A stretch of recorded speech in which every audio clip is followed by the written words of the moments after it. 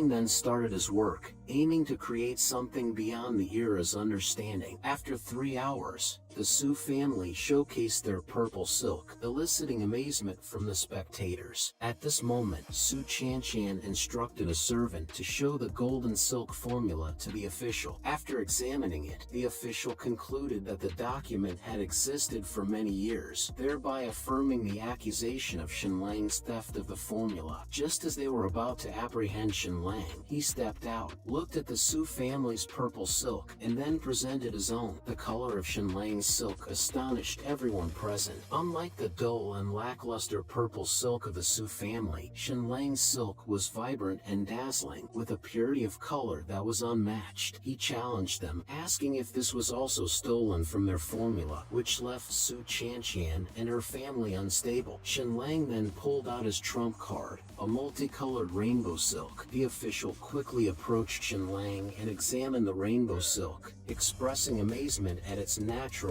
and extraordinary colors. The Su family head was speechless at this point, and Shen Lang immediately demanded justice from the official. The Su family head, having no face to stay, dismissed the accusation and left. Su Chanshan, suppressing her anger, apologized to Shen Lang before also leaving. Shen Lang's confidence in challenging the Su family was partly because the young chief clerk present had a grudge against Zhang Ji. 3 years prior, the chief clerk, who had once taught Shen Lang, at that time, Jin Mulan led a group for hunting, and they arrived at the back mountain of Shen Lang's original home. Their prey, a black bear, got frightened, and its escape route coincidentally crossed paths with Shen Lang. Jin Mulan saved Shen Lang's life, killing the black bear, and brought the injured Shen Lang back home. The chief clerk's actions were motivated by his affection for Jin Mulan, hoping to win her favor by teaching Shen Lang, who was associated with her. During the teaching period, he noticed Shen Lang's antagonism with Zhang Ji. The chief clerk remembered Shen Lang, but wasn't particularly close to him and initially ignored him. Realizing this, Shen Lang understood that being the chief clerk's romantic rival would be effortless. Shen Lang's plan was proceeding smoothly, and he was poised to rise above all others. After leaving the brocade and embroidery pavilion, he encountered Su Chanshan. She appeared sorrowful and apologized to Shen Lang, subtly attempting to persuade him to hand over the rainbow silk formula. Shen Lang, however, ignored her, refusing to be exploited again as he had been in the past. Su Chanshan then reminded him of the debt of 1,000 gold coins owed to Tian Hun, causing Shen Lang's pupils to constrict. 13 also reminded him that there were only 14 hours left to repay the debt, urging him to arrange the funds quickly to avoid any harm to his family. Shen Lang realized the gravity of the situation. Even if he paid Tian Hun, the Su family would likely continue to threaten his family to obtain the formula. He knew he had to find a permanent solution to this problem. Just then, the sound of galloping horses approached from behind. Shen Lang squeezed through the crowd and saw a cavalry troop led by Jin Mulan. Upon seeing her, he impulsively decided to add a new element to his plan. As Jin Mulan's horse passed by him, Shen Lang deliberately allowed himself to be hit, simulating an accident. He silently hoped that Jin Mulan, who had once collided with him 3 years ago, would take him home this time. His wish was granted. Jin Mulan immediately dismounted and checked Shen Lang's breathing, relieved to find him unharmed. She then ordered her men to take him to the Earl's estate for treatment. Shen Lang felt relieved. His ability to save his family and defeat the Su family would depend on his performance in the upcoming moments. The Earl's estate of Mythical Turtle, distinct from the city, had its own manor and castle. The Su family, wealthy as they were, paled in comparison to the Earl's estate. Inside the estate's council hall, Jin Mulan, dressed casually, met with her father and mother. Her father was pleased with her performance in the military exercises, but expressed concern about their family's precarious situation. Jin Mulan's brother was not up to the task, and the Yu Kingdom was beginning to strip the nobility of their military power. Hearing this, Jin Mulan declared that with her support, their house would not fall, and she vowed to remain unmarried for life to assist her brother. Father Jin sighed, acknowledging the incompetence of his son. At this moment, a servant reported that Shen Lang requested requested an audience, specifically concerning Jean Mulan's marriage. This piqued Father Jin's interest, and soon Shenlang was brought into the hall. He got straight to the point. The Zhu's family wishes to seek a marriage alliance with the Earl's mansion. Zhu Hongxue desires to marry Miss Jean Mulan. Both Jean Mulan and Father Jin were visibly shocked by this revelation. It turns out that the Zhu family is the top aristocrat in the Yu Kingdom, related by marriage to the ruler of the country, and they also hold the position of governor of the southern province. The general who pacifies the south also hails from the Zhu family. Father Jin questioned how Shenlang came to know such confidential information. I used to be a son-in-law at the Su family. Su Qianqian and her new fiancé Zhang Jin discussed this matter as if I were a fool, without any guard. Despite Shenlang's explanation, Father Jin, still wary from the Su family's slander, ordered an investigation to verify these claims. Though Father Jin had reservations about Shenlang, he recognized the gravity of the situation and promised Shenlang a reward for this information. Shenlang, sensing an opportunity, requested to stay at the Earl's estate and work there. His intention wasn't merely employment. He wanted to be close to Jean Mulan and win her over. But unexpectedly, after receiving reports from his subordinates, General Zhu Lin of the Zhu family, known as Pacify the South, is about to arrive. The Pacify the South general of the Zhu family, who was set to propose to Jean Mulan. The Zhu family's immense influence meant that the Baron's estate couldn't afford to offend them, making refusal of the proposal nearly impossible. Jean Mulan considered disfiguring herself to deter the Zhu family's proposal. Father Jin, however, seized the knife, determined to protect his daughter and the family's centuries-old legacy. He knew that disfiguring herself wouldn't solve the problem, as the Zhu family was more interested in their family's elite troops. The only viable solution now seemed to be arranging an immediate marriage for Jean Mulan to deter the Zhu family. Despite Father Jin's reluctance to sacrifice his daughter's happiness, Jean Mulan knelt down, insisting that her greatest happiness lay in securing the future of her family. After a long sigh, Father Jin agreed to hold a suitor selection and listed 5 candidates, instructing his staff to invite them to the estate for Jean Mulan to choose from. Shenlang, determined not to let his beloved fall into the arms of another, declared his intention to join the competition for the position of son-in-law. Approaching Jean Mulan, he professed his desire to marry her. This infuriated Father Jin, who saw Shenlang's participation as an absurdity. Surprisingly, Jean Mulan's interest was piqued when she asked Shenlang if he was Second Fool, a nickname he earned in his village, where he was part of a duo known as the Foolish Pair. Jean Mulan's view of Shenlang was akin to seeing a child, appreciating his innocence. She agreed to let him join the competition. Father Jin, though finding it ridiculous, let it pass, confident that Jean Mulan would not choose Shenlang.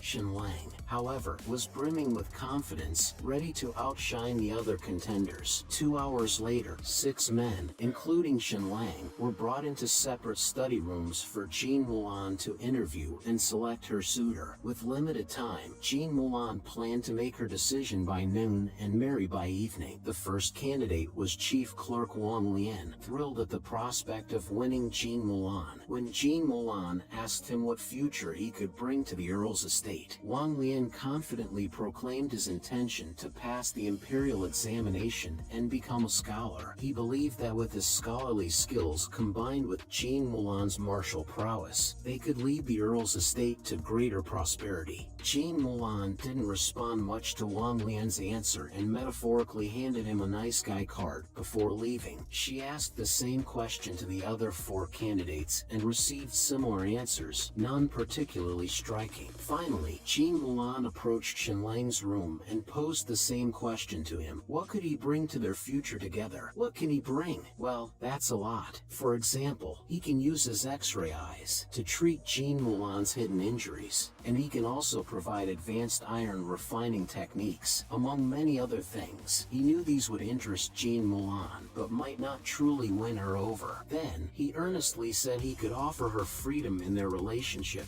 with the only condition being loyalty. Jean Mulan, conservative by nature, was both embarrassed and angered by Shenlang's blunt reference to infidelity, chastising him for his lack of thoughtfulness. However, Shenlang's response was calculated. He had seen through Jean Mulan's desires for autonomy and a non-interfering partner. Returning to the hall, Jean Mulan announced to her parents that she had made her choice. After a moment of anticipation, she bashfully revealed she had chosen Shenlang. This decision infuriated Father Jean, who couldn't understand why she would pick a fool. Jean Mulan explained her reasoning calmly. She feared for the future of her family if her husband sought power after her father's passing, endangering her brother. Only with Shenlang could the family legacy be secure. Father Jean and Mother Jean understood Jean Mulan's well-intentioned decision, but they were still heartbroken. Knowing Shenlang's poor reputation, Jean Mulan remained indifferent, believing that her choice would also deter the Zhu family. She also admitted a liking for Shenlang's appearance, frustrated and feeling like a failed father for sacrificing his daughter's happiness. Father Jean inquired about the whereabouts of Jean Mulan's brother. Learning his location, Father Jean picked up a whip and left, followed by Mother Jean with another whip. In their eyes, it was their son's incompetence that had compromised Jean Mulan's happiness. Soon after, Jean Mulan's brother experienced a harsh lesson from his parents. Meanwhile, Shenlang learned that he had been chosen by Jean Mulan. His demeanor changed instantly, realizing he was about to become the son-in-law of mythical Turtle City's most prominent family. This newfound status emboldened him against the Su family and others who had wronged him, fueling thoughts of revenge. However, Shenlang urgently requested Jean's steward to quickly bring his family to safety, fearing they were in danger. The steward, recognizing Shenlang's new status as the Earl's son-in-law, immediately agreed to assist. On the other hand, at the Black Clothes Bang hideout outside mythical Turtle City, Tianheng ordered 13 to capture Shenlang's family, intending to kill them once Shenlang handed over the formula. Both the legitimate and underworld circles of mythical Turtle City were now in turmoil due to Shenlang, with some preparing to celebrate his marriage and others plotting against his family. When 13 arrived at Shenlang's home, he was taken aback to find Shenlang's family armed and prepared, showing no fear but a readiness to face death. 13, relishing the challenge, drew his sword to attack them. However, he suddenly sensed a threatening presence behind him. Turning around, he found Jean's steward from the Baron's estate, a figure whose presence sent shivers down his spine. Realizing Shenlang's connection to the Baron's estate, 13 knew better than to confront Jean's steward. The steward, followed by several warriors, escorted Shenlang's family to a palanquin for safety. After they left, 13 staggered, realizing the grave implications of Shenlang's ties with the Earl's estate. 13 rushed back to report to Tianheng at the Black Clothes Bang headquarters, interrupting Tianheng's indulgence. Despite fearing Tianheng's wrath, 13 relayed everything about Shenlang's family's rescue. Tianheng's face darkened upon hearing this. He immediately dismissed the woman with him and focused on the unfolding situation, realizing the potential danger they were now in due to their actions against Shenlang's family. Tianheng, stroking his chin, announced the news about the Count's mansion seeking a son-in-law. At this revelation, 13's expression changed dramatically. He thought of a possibility that even 13 himself did not believe. Tianheng, naturally, felt the same. How could a fool possibly become Jean Mulan's husband? Nonetheless, Tianheng decided to go into the city. Soon after, in the Lin family's secret chamber, Su, Lin, and Tianheng, three major figures of mythical Turtle City, gathered to discuss the likelihood of Shenlang becoming the son-in-law of the Count's mansion. They all deemed it unlikely. However, to get to the bottom of it, they decided to attend the wedding ceremony that night. Meanwhile, in the mythical Turtle Count's mansion, the entire place was festively decorated, with servants bustling around. Among the guests attending were Su Chanshan and others, all curious about who had won over the Count's aloof golden flower. At that moment, Shenlang was sitting in a bridal sedan, accompanied by the sound of firecrackers. The sedan was slowly lifted to the entrance, and the Count and his wife walked out slowly slowly. With the announcement of the groom's arrival, the sedan was set down, the curtain was lifted, and the groom stepped out. This figure, however, made Tian Heng and others from the Su family catch their breath in surprise, and Su Qianqian widened her eyes in disbelief. She couldn't be mistaken. Why was Shenlang the groom? At this moment, Shenlang ignored them. His wedding was not to be disturbed by these people. As the auspicious time arrived, the wedding ceremony proceeded, bowing to heaven and earth, bowing to the high hall, and the couple bowing to each other. Just as the ceremony ended, and they were about to enter the bridal chamber, a loud laugh was heard. The newcomer is none other than the lord of the mythical Turtle City, Lu Wuyan, who wanted to see Shenlang's true face under the mask. Although tradition dictated that the son-in-law could only reveal his face in the bridal chamber, his curiosity wasn't hindered. Suddenly, another loud laugh, this one colder, was heard. A tall figure walked in slowly, but upon seeing him, everyone at the venue, including the Count's family and all the guests, bowed in respect. It turned out this person was Xu Lin, the general of Yu Kingdom who pacified the south. He bluntly asked Shenlang to remove his mask. With the general's support, the crowd was no longer fearful and urged Shenlang to unveil himself. Shenlang looked towards Jin Mulan, who nodded. Shenlang, seeing this, lifted the mask from his face, revealing his true identity. The revelation shocked everyone present. In their wildest dreams, they never imagined the man under the mask would be the fool, Shenlang. At this moment, Tianheng in the crowd felt a chill run through his body. His trouble had just magnified. The most shocked of all were Su Qianqian and Zhang Ji. Jin Mulan was a person even he dared not aspire to. Zhang Ji, completely thrown off, burst into laughter. In a fit of foolishness, he directly questioned Jin Mulan, accusing her wedding of being a sham. Jin Mulan coldly asked him why he would say such a thing. Fearless now, Zhang Ji laid bare all of Shenlang's past glorious deeds, mainly painting Shenlang as a fool and recounting his previous slander and harassment of maids. He then challenged Jin Mulan again, asking how she could possibly fancy such a worthless person. Zhang Ji's cronies echoed his sentiments. However, some uninformed individuals asked Zhang Ji to provide evidence of Shenlang's supposed intellectual deficiency. At Zhang Ji's cue, a poor scholar who had passed the imperial examination for a lower degree stood up. He claimed to have studied with Shenlang and could testify that Shenlang was indeed a fool or mentally challenged. Shenlang recognized the scholar, Yan Xiong, and realized that it's always the familiar faces who betray you at crucial moments. Shenlang looked at Yan Xiong and calmly asked if he had evidence of his intellectual deficiency. Yan Xiong laughed loudly, claiming that not recognizing a single character after 10 years of study was evidence enough. He proposed to write a few characters for Shenlang to identify. If Shenlang recognized them, he would apologize. As Shenlang accepted the challenge, Yan Xiong had pen, ink, paper, and inkstone brought to him. He wrote a few characters on the paper. Jin Mulan, upon seeing them, couldn't help but open her mouth in surprise. The rest of the crowd was also baffled, because they couldn't recognize the characters either. Yan Xiong had written 3 characters that looked familiar but were easy to misread if not looked at carefully, making the challenge extremely tricky. Yan Xiong, smugly triumphant, challenged Shenlang to read the characters, declaring that if Shenlang failed, he must admit to being mentally challenged.